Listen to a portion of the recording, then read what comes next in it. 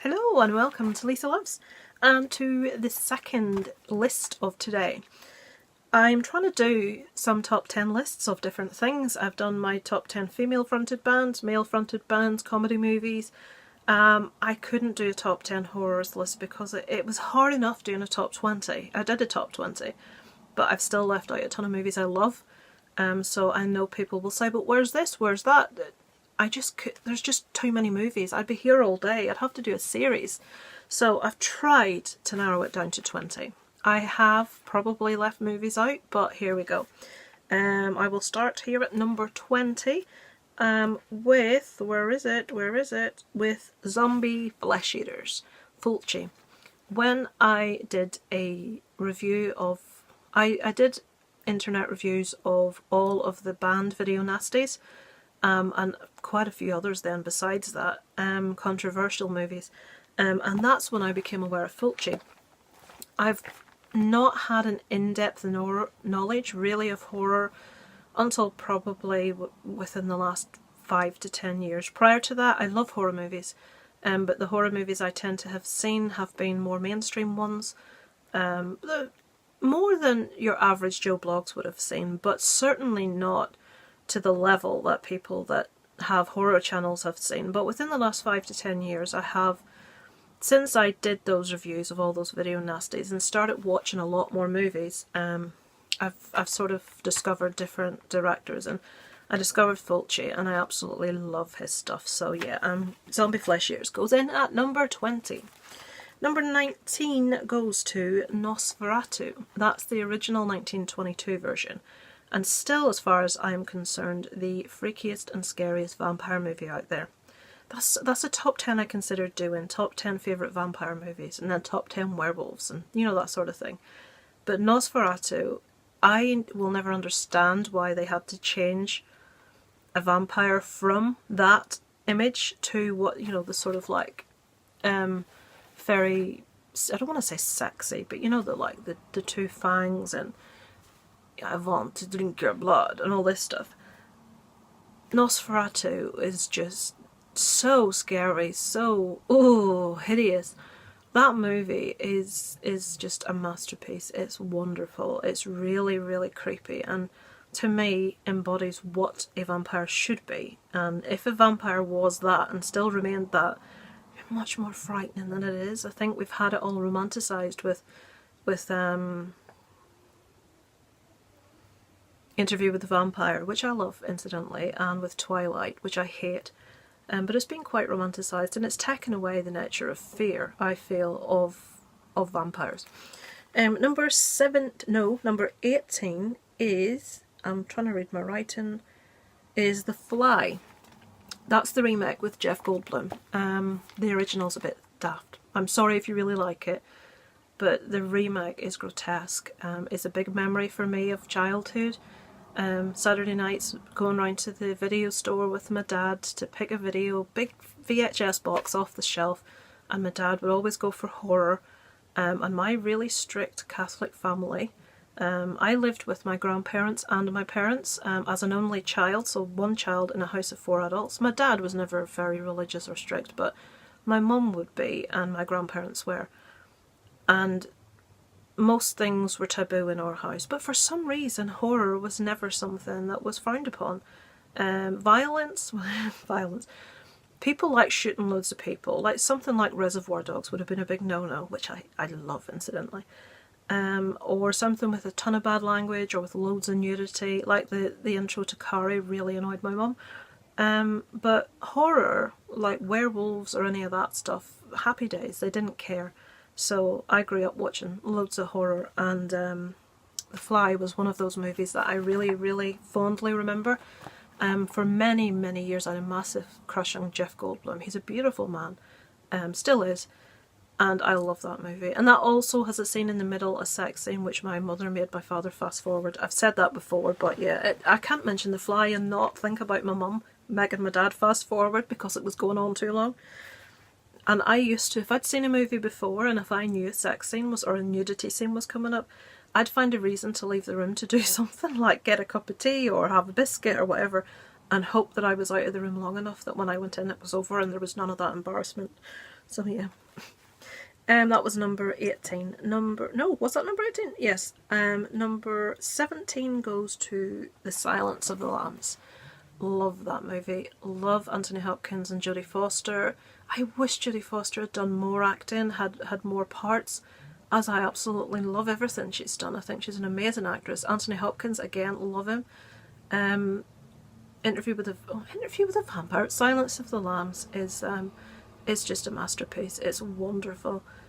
I can't criticise anything about that movie. I love it in its entirety, and it's really horrific because it's possible. You know, there's nothing within that movie that is like the realms of impossibility, like werewolves or vampires or zombies. This is something that could happen, and to me that's always more horrific.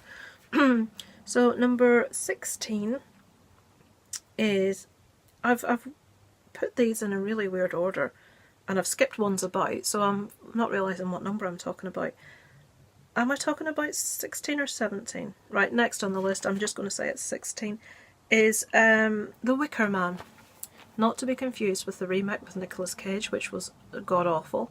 I still love Nicolas Cage, the man can do no wrong, even when a film's crap. But the original Wicker Man, really, really atmospheric, really awesome movie, really sort of creepy. Yeah, Wicker Man.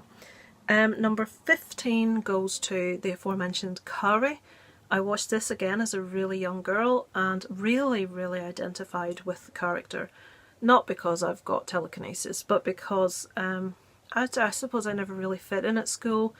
I was never really badly bullied. I was a bit at primary school, but more pushed to the outside in secondary school. We didn't have a band of weirdos, or I would have been in that band, but you know, it was mostly the popular kids, the like in crowd, the pretty girls, the studious, swotty ones. I was sort of like just floating around the periphery and sort of felt I didn't really ever fit in anywhere, so I identified a lot with Carrie. And if a boy was interested in you, and this was very much a part of my growing up, you felt that it was a joke or a dare, or I remember being at a bar even in my mid-20s, and a guy coming up to me stood at a bar and saying something complimentary to me, and my first thought was, he's been dared to do that by someone else so they could sit and laugh at me. You know that game that guys play, who can pull the ugliest girl? I think that's hideous, but it's something that guys do,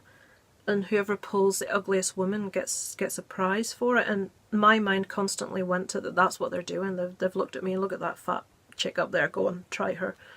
And that's something that really comes across in Carrie when the guy, sorry I can't remember his name, Tommy, when he invites her to prom, and I really loved that character, and I was gutted that he turned out to sort of be doing what he was doing. Well, his girlfriend wanted to do something nice for her, and then the other two did what they did, but I really, really liked Tommy. I liked his character. I would have been totally sucked in by him as a teenage girl, you know, all doughy-eyed, totally, because I remember watching that as a young girl and being like, oh, he's so beautiful, he's such a dreamboat. But yeah, I'm deviating again, folks. Number 14 goes to a Spanish movie called The Orphanage. I find, and have found, a lot of foreign horror movies much more creepy and atmospheric than British or American ones. Japanese art movies, they're just awesome at it. Korean movies, Spanish movies, French movies. Well, The Orphanage is a Spanish movie, not to be confused with Orphanage. It's The Orphanage. It's awesome, really good atmospheric movie. Another Spanish movie, this is a Guillermo del Toro movie. I love the man, everything he does is just wonderful, is The Devil's Backbone. He did a few around that time. There was Kronos, which I also really liked, The Devil's Backbone, and what was the other one? Can't remember, I shouldn't have started that sentence. But The Devil's Backbone always really resonated with me. It was creepy, sort of ghosty. The horror movies that I like most, well, should I say, not that I like most, that upset and disturb me the most are supernatural, ghosty ones, because it's my biggest fear. I know a lot of people say ghosts don't exist, but we don't know really. And I think if I encountered anything like that, I don't think I'd be right again. Honestly, it just scares the living bejesus out of me. So yeah, Devil's Backbone. Number 12 goes to another ghosty movie, which is the original Poltergeist. Loved it. This was probably my favourite horror movie as a child and all through my teens. Really freaked me out. Meant that every time I went to bed or into the kitchen or somewhere in the house, every light in the house had to be put on. When I watched Poltergeist, it just really, really freaked me out. I love all the performances in that. Carol Ann and the mum and dad and the sister and the brother, everything. I think Robbie the brother was called. Don't remember what the big sister was called.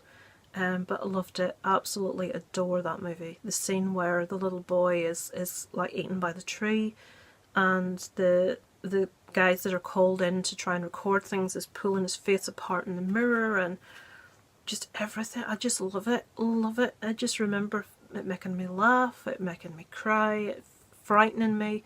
It took you on that roller coaster of emotions all the way through. I love that movie.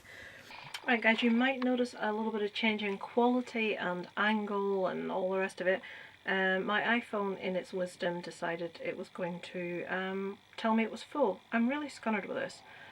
The only way you seem to be able to like have lots of use is if you upload stuff to the iCloud, which I don't want to do. I don't want my stuff going up there because you never know who can get into it.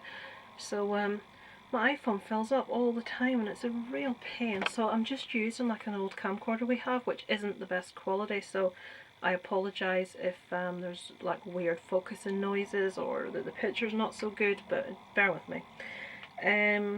I'd got to number 11, had I? Yes. Number 11. Now, this director is very divisive. It's Rob Zombie's House of a Thousand Corpses. I love this movie. It's my favourite Rob Zombie movie. I do enjoy a lot of Rob Zombie movies. I know a lot of people aren't keen. I do enjoy Devil's Rejects. I'm really looking forward to the movie coming out. Is it called something from Hell? Oh, I can't remember. Yeah, I'm really looking forward to that later this year. Or is it 2019? Oh, Jesus. I just saw something about it today, briefly. I'm looking forward to that. Rob Zombie has like leaked a trailer. I think that he must have recorded at one of his concerts or something. I saw it on Al's Horror Shop channel, so if you go check out Al's Horror Shop, he's got a teaser trailer for that Rob Zombie movie on there. I am in the camp that did enjoy the Halloween remake. I haven't actually seen his second one, the Halloween 2 one, but I did enjoy the first one. I love House of a Thousand Corpses. I enjoy Devil's Rejects. The later, I didn't enjoy, is it Lords of Salem? And then there's 31. I wasn't as keen on those. The one thing that does irk me a bit about Rob Zombie is that his characters are always very samey. He uses his wife in every damn movie. That irritates me to start off with. I want to see someone else. And everyone's always like, you know, Deep South hick sort of thing. I'd like to see a different angle on things. I do really enjoy those movies, but I don't want every one of his movies to be centering around the same kinds of characters. But yeah. Number 10 I've given to Pan's Labyrinth. It's another Guillermo del Toro movie. I love the man's stuff. This movie is beautiful. The Spanish language is one of my favourites. I think it sounds so beautiful. I studied Spanish at school. While we were doing A-levels, we were offered the option of doing a GCSE in 1 year. I don't know what that's the equivalent of in America, guys. GCSEs are the set of exams you do when you're 16. Usually most people do, I did 10, and then the Spanish would have been 11 as an extra one. A-levels are the things that you do just before you would go to university. So you usually do 3, or if you're really bright, 4. I only did 3.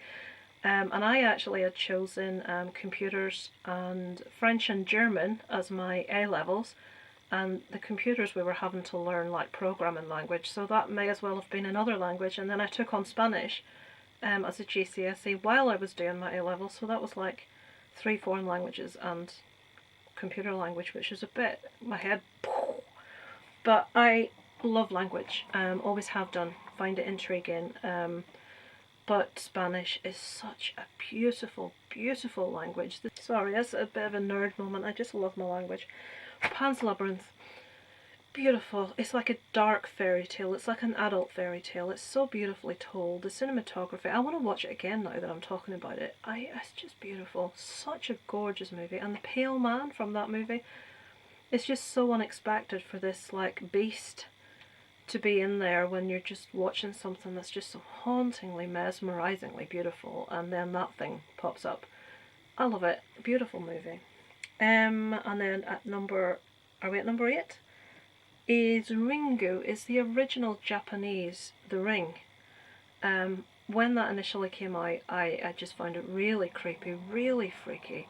The bit coming out of the well at the end, is it Samara? Oh my goodness. Just creeped me the hell out. I remember watching it and my heart going boom, boom, boom, boom. It just really, really frightened me the first time I saw it. And I watched it, it was quite a bad quality copy I'd watched it on. I think I got to see it quite early on an Asian import, and it wasn't the best quality, and I think that added to it. And just the whole concept that if you watch something that you're going to die, and I know it's stupid, but I was quite young and watching it and thinking, oh god, what if I've watched this and something horrible, that's how stupidly naive I am. But that movie really creeped me out. I thought the remake did a really good job, to be fair, as they did with The Grudge, but oh, Sarah Michelle Gellar, really. Those remakes weren't too bad, but it just doesn't have that creepy atmosphere that the original Japanese movie does. Number 7 goes to no. Ringu was number 9. So yeah, I'm back to normal characters now because I switched around my number 20 with my number 18, and I put all my numbers to pot. Number 8 is Record, the Spanish zombie movie. Love it. Absolutely a little gem. When I watched it, I wasn't on YouTube. I hadn't really got any friends that were into horror in a big way. My best friend Kelly's massively into horror, but I don't even know if I knew Kelly at that stage. But I tended to be on my own when it came to friends at school and work colleagues with watching horror. Most girls didn't really they thought I was weird for enjoying it, which is what's so wonderful about the YouTube community, is that you don't feel you have to like put things a different way so as not to make you sound like a real sicko, because other people are the same as you, and I love that.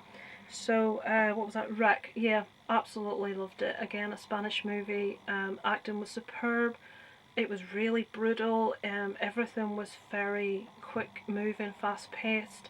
It was just really frightening, and it's one of the first movies I think where we saw zombies moving really fast. I can't remember if 28 Days Later was out before this or after. I know that's not strictly a zombie movie, it's a virus, but to me the premise is the same. It's zombie-esque, isn't it? Mad things running at you trying to eat you. And number 7 goes to Cabin in the Woods. Absolutely awesome.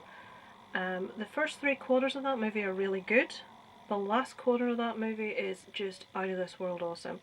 All of those creatures, to see any of those is like amazing and enthralling and captivating, but to see them all and you're trying to look and you're trying to see everything, and there's so much you can't see everything, and you can watch that movie over and over again and catch little bits in that's different. And I didn't know much about this movie when I saw it. I was on holiday in York at a little tiny independent cinema, which was no bigger than someone's front room with a really big telly, and this movie was on, and when we left we were blown away by it, both of us.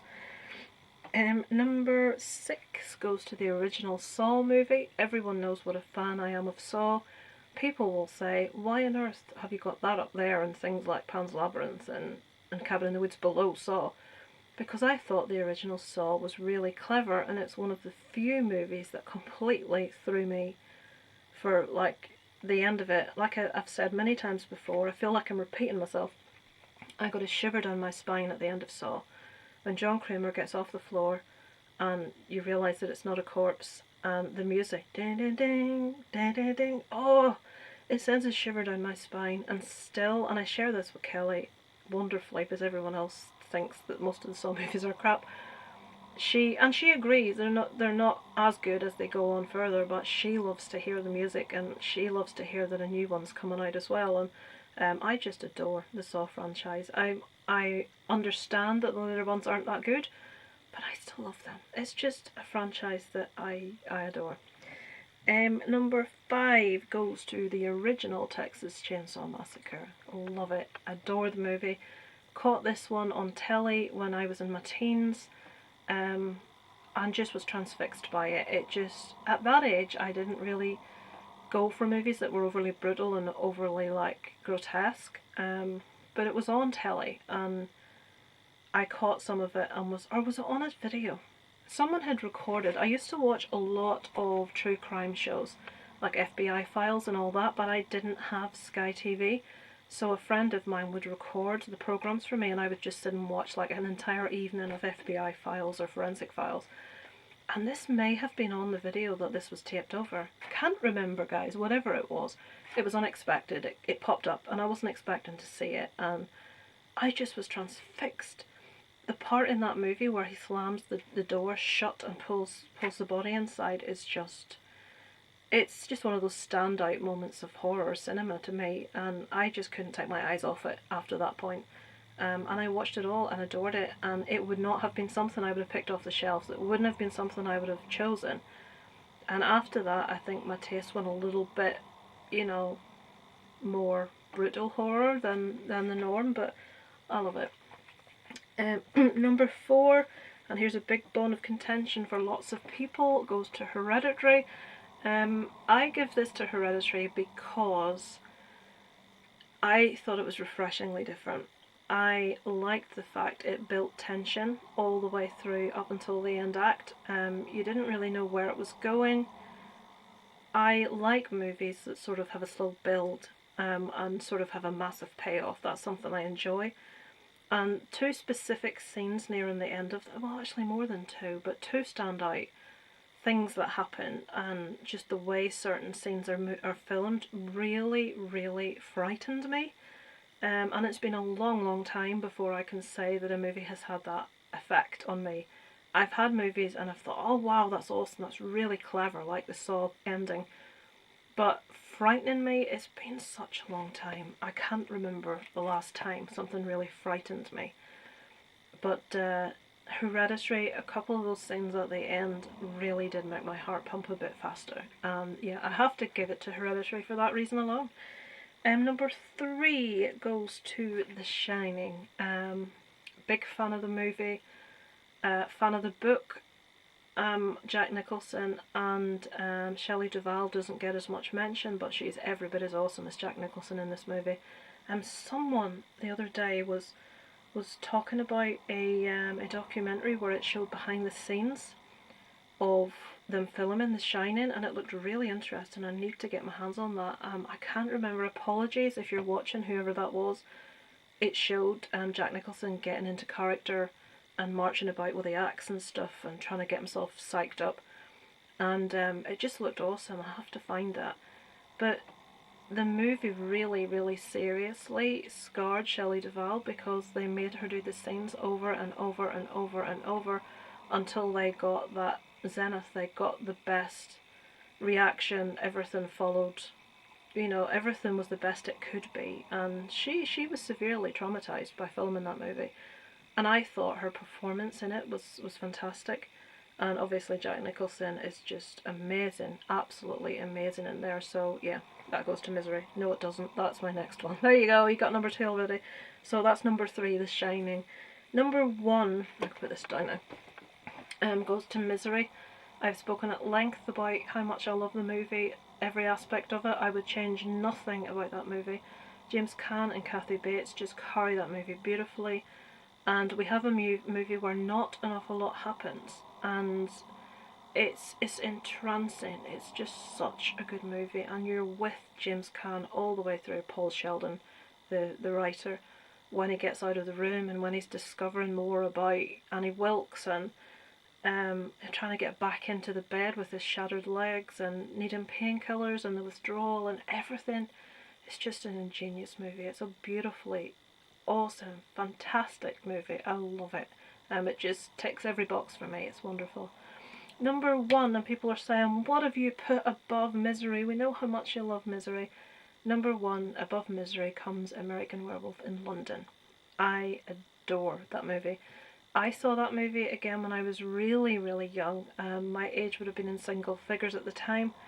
I remember being just transfixed by it, by being just like agog at the transformation scene, which, as far as I'm concerned, has still not been surpassed.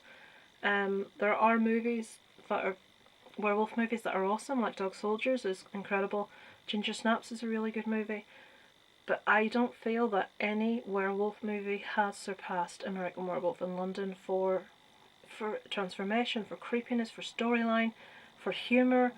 Dog Soldiers is more brutal, and it is an awesome movie, and I love it. But there's just something about American Werewolf in London. There's just something special about it that I adore. And that's the reason it goes, my number 1 spot goes there. And that it was hard because there's just a few movies. There's Misery, Texas Chainsaw, American Werewolf, what else? The Shining, and it's really hard to pick amongst them because I love them all so much. Like that top 5 or 6, it swings and roundabouts. You know, I love all of them so much. Any of them could easily be my number 1. So yeah, I feel myself getting really hot. I bet I'm getting dead sweaty. Oh, how pleasant. Right, I will go down and watch the end of the crappy football and get me tea. So hope you enjoyed that top 20. Anyone else fancies doing it, I'd be really interested to see your answers. Obviously it's not a tag or anything, so you don't have to, it's just an idea. Hope you found something on there that you enjoyed. I'm sure you found plenty on there that you disagree with. Just tell me what you think in the comments below. And as Jason would say, and as I never say, and if you like what you see and hear, hit the like button, hit that little bell, subscribe, and let's just be creepy, freaky horror lovers together. So with that said, it is over and out from Lazy Loves.